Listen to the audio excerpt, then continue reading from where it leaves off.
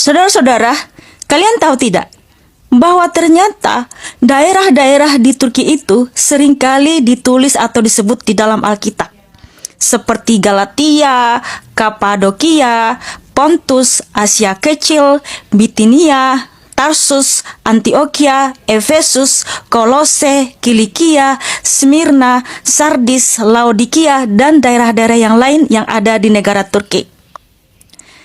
Karena kalian tahu bahwa Turki itu pernah menjadi pusat kekristenan.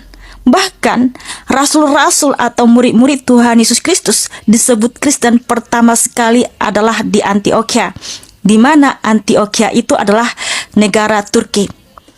Di Kisah Para Rasul 11 ayat 26 tertulis, mereka tinggal bersama-sama dengan jemaat itu 1 tahun lamanya, sambil mengajar banyak orang.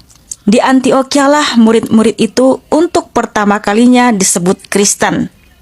Kristen artinya pengikut Tuhan Yesus Kristus.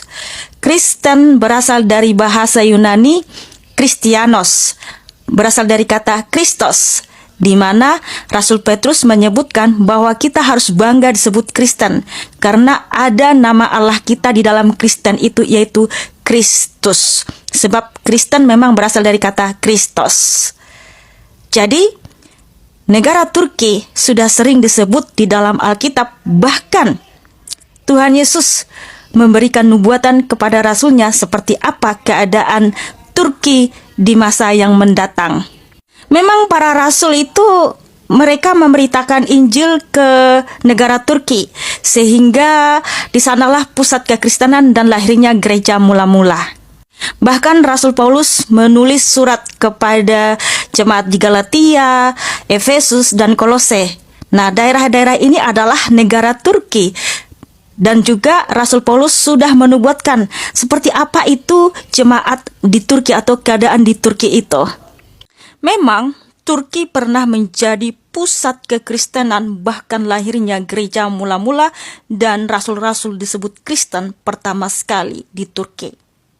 Tetapi pada abad ke-12, wilayah Konstantinopel kemudian dikuasai oleh Kesultanan Utsmaniyah, yang pada saat itu penaklukannya dipimpin oleh Muhammad Al-Fatih. Dan menurut sejarah, pada masa raja inilah masa keemasan kerajaan Turki Ottoman karena ditopang oleh rasa keagamaan Islam